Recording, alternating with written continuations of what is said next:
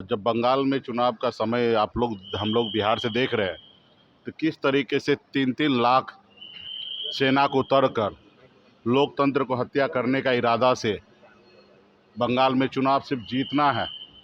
मणिपुर में जल रहे लोग, वहाँ पे सरकार को, प्रधानमंत्री जी को नज़र नहीं जा रही है, लेकिन बंगाल को किसी भी हालत में कब्जा करना है। जैसे मुगल आके देश को कब्जा किया, अंग्रेज आके देश को कब्जा किया, सिर्फ उनको राज करने का मकसद था।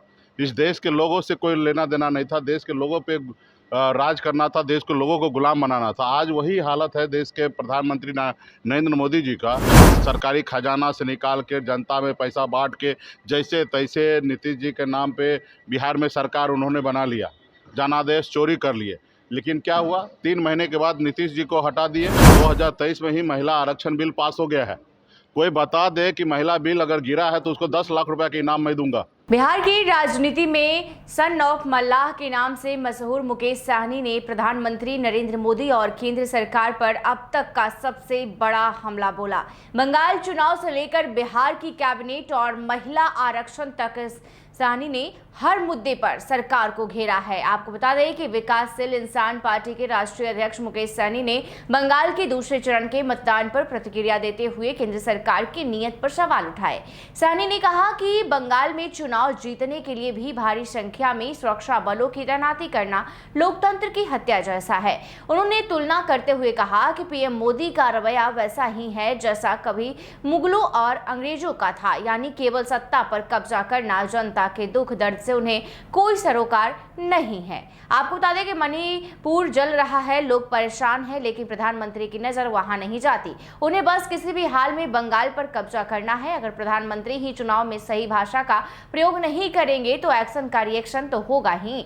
आपको बता दें कि सहनी यही नहीं रुके, उन्होंने बिहार की राजनीति को लेकर भी विस्फोटक दावा किया। उन्होंने कहा कि नीतीश कुमार को केवल नाम के लिए साथ लाया गया था और उन्हें राज्यसभा भेजने की योजना पहले ही बन चुकी थी ताकि सम्राट चौधरी को मुख्यमंत्री बनाया जा सके। सहनी ने आरोप लगाया कि पीएम मोदी बंगाल चुनाव में इतने व्यस्त हैं कि बिहार की 14 करोड़ की जनता को उन्हें फिक्र नहीं, जिसके कारण मंत्रिमंडल का विस्तार लटका हुआ है और काम ठप पड़ा हुआ है। महिला आरक्षण पर भी उन्होंने काफी हमला बोला। महिला आरक्षण बिल पर पीएम मोदी के बयान को सहनी ने महिलाओं का अपमान बताया। उन्होंने कहा कि जो बिल 2023 में ही पास हो चुका है उसे लेकर प्रधानमंत्री अब भ्रम फैला रहे हैं। सहनी ने खुलेआम चुनौती देते हुए कहा कि अगर कोई साबित कर दे कि महिला बिल गिरा है तो मैं उसे 10 लाख रुपए का इनाम दूंगा। आगे क्या कुछ कह रहे हैं मुकेश सहनी, उनकी बातों को सुनिए। आज बंगाल चुनाव का दूसरा फेज चल रहा है और काफी हिंसा देखा गया है। देखिए, जब बंगाल में चुनाव का समय हम लोग बिहार से देख रहे हैं, तो किस तरीके से 3-3 लाख सेना को उतर लोकतंत्र को हत्या करने का इरादा से बंगाल में चुनाव सिर्फ जीतना है। देश में कई हिस्सा में लोग परेशान हैं, मर रहे हैं। मणिपुर में जल रहे लोग, वहाँ पे सरकार को, प्रधानमंत्री जी को नज़र नहीं जा रही है, लेकिन बंगाल को किसी भी हालत में कब्जा करना है। उस उद्देश्य से देश में अगर काम करेंगे तो ये सब चीज़ तो होना ही है। जब पक्ष है तो वहाँ पे विपक्ष है, एक्शन होगा तो वहाँ रिएक्शन होगा।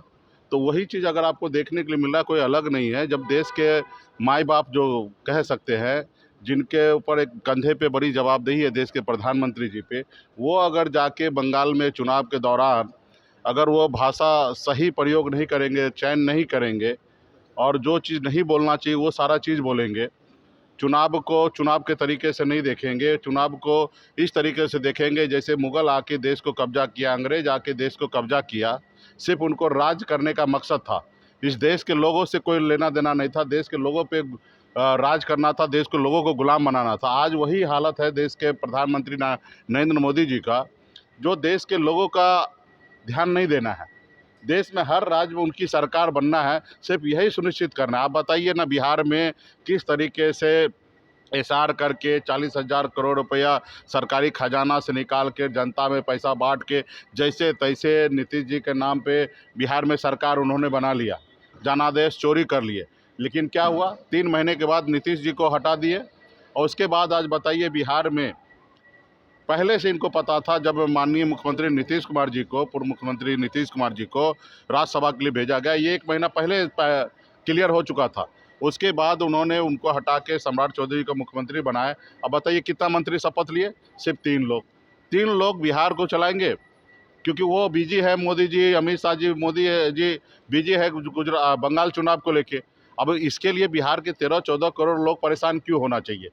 आप मंत्रिमंडल यहाँ पे विस्तार करवा देना चाहिए, पहले से लिस्ट बन जाना चाहिए।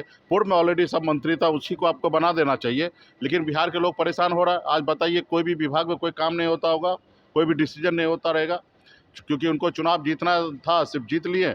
अब बिहार के लोग मरे जले जहाँ जाए वहाँ जाए, उसको उससे कोई लेना देना नहीं है। तो ये सब चीज़ देश की जनता देख रही है।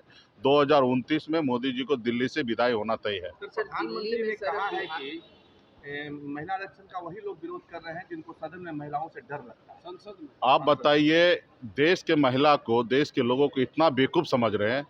आप बताइए 2023 में ही महिला आरक्षण बिल पास हो गया है। कोई बता दे कि महिला बिल अगर गिरा है तो उसको 10 लाख रुपए का इनाम मैं दूंगा। आ जाए कोई साबित कर दे कि महिला आरक्षण बिल को विपक्ष ने विरोध किया और महिला आरक्षण बिल कोई गिरा दिया हो, तो बताइए हम 10 लाख रुपए का इनाम देंगे। महिला आरक्षण बिल तो ऑलरेडी 2023 में पास हो चुका है। ये मोदी जी को ऑलरेडी महिला बिल जो पास हुआ है उसमें 33% महिला माता बहन को जगह सुनिश्चित करना है। ये उनको देना नहीं है अधिकार, उनको हक नहीं देना है। तो ये गुमराह कर रहे हैं लोगों को, देश की माता बहन को गुमराह कर रहे हैं कि ये महिला बिल गिर गया। अरे भाई, पास हो चुका है, जो चीज़ पास हो गया उसमें संशोधन हो सकता है, उसको दोबारा पास नहीं होता है। लेकिन यही है, इनको किसी माता बहन को देना नहीं न्याय, और इसके लेके लोगों को गुमराह कर रहे हैं। धन्यवाद। अधिकारी को मारा। तो आपने सुना कि उन्होंने साफ तौर पे कहा कि महिलाओं को प्रधानमंत्री बेवकूफ बना रहे हैं, और तमाम मुद्दों को लेकर कहा कि जिस तरह से मणिपुर जल रहा है, लेकिन प्रधानमंत्री नरेंद्र मोदी की ध्यान उधर नहीं जा रहा है, बल्कि वहां बंगाल चुनाव में जो है अनाप शनाप बयानबाजी कर रहे हैं। ऐसे ही तमाम खबरों के लिए देखते रहिए NBC 24 पटना से रॉबिन कुमार की रिपोर्ट।